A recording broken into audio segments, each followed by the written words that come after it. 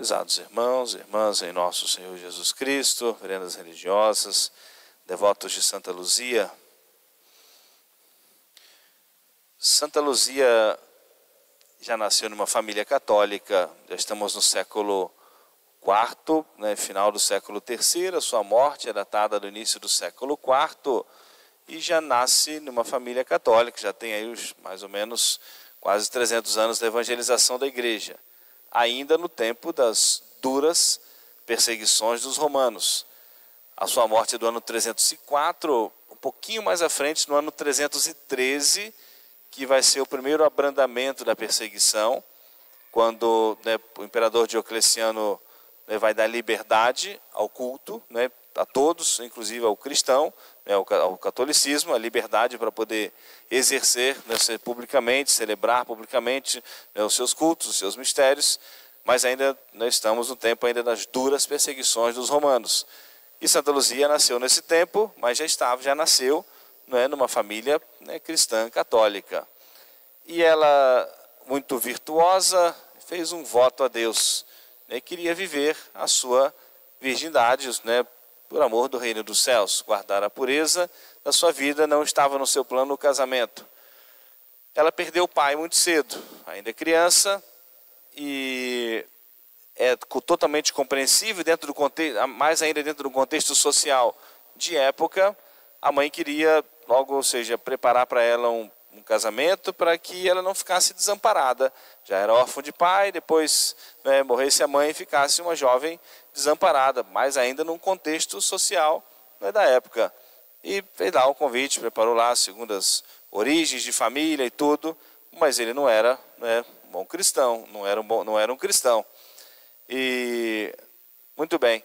Então quando a mãe manifestou isso, a Santa Luzia, a sua filha, aí ela revela para a mãe que ela havia feito um voto a Deus.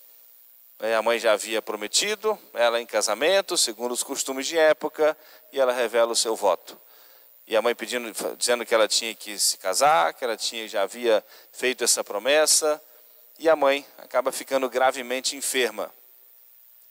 E Santa Luzia, diante da enfermidade da mãe, mas ainda vendo o risco de ficar também órfão de mãe, fizeram uma promessa.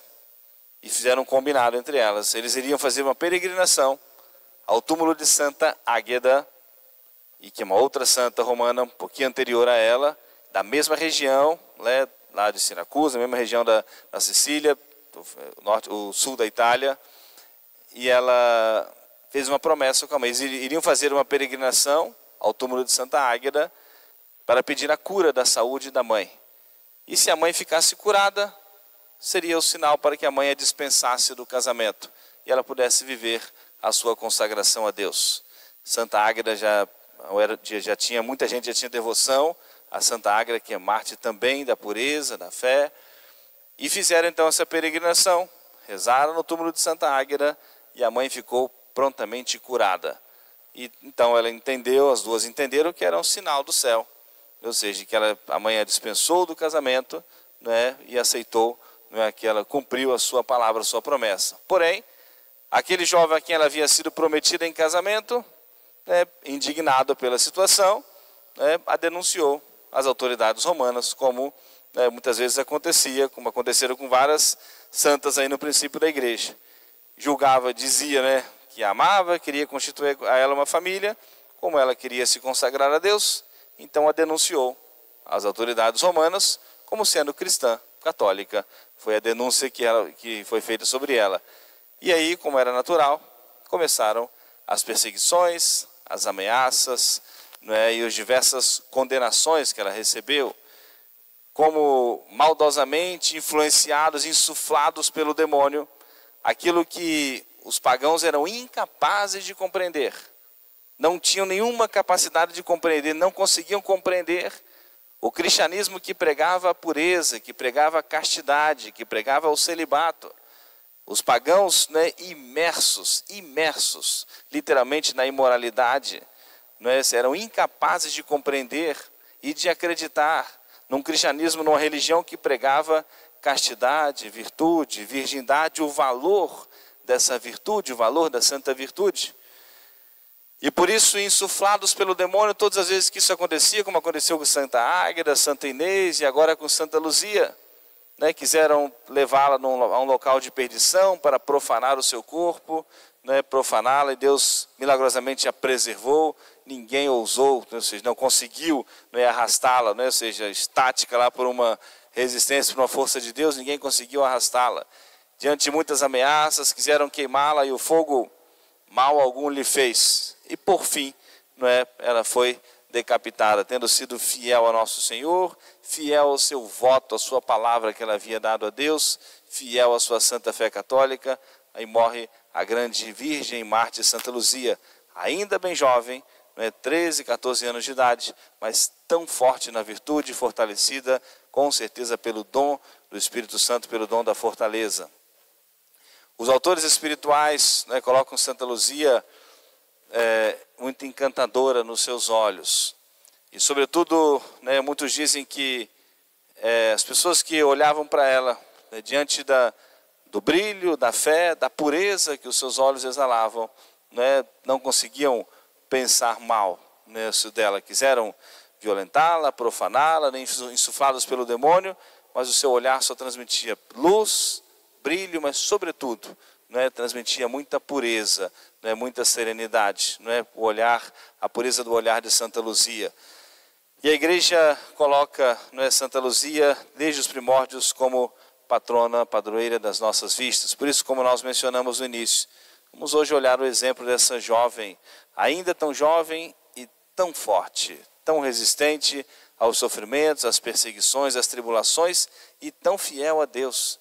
E o que é um grande aprendizado para nós? Alguém que viveu, né, 1700 anos, o ano 304 da era cristã, estamos já em 2024, ou seja, né, quantos séculos, né, ou seja, viveu antes de nós, como que pode ser referência para nós?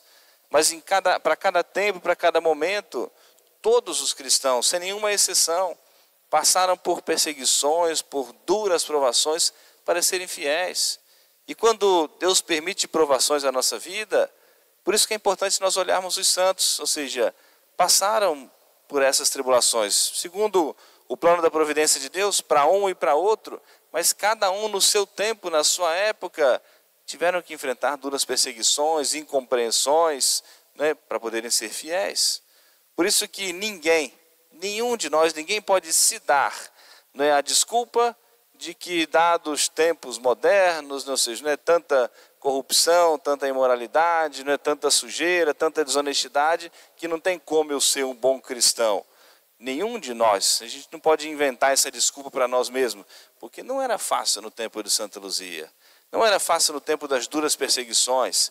Aqueles que se mantinham fiéis à fé, que eram duramente perseguidos, os que eram funcionários públicos, perdiam seus empregos. Os que tinham propriedades, né, o governo usurpava as suas propriedades, as suas casas, ficaram colocados na rua. Né, qualquer semelhança aí não é mera coincidência, né? Ou seja, o mundo de volta aí ao paganismo e as mesmas perseguições que vão sendo ameaçadas. Quantos cristãos passam por isso nos países aí de duras perseguições?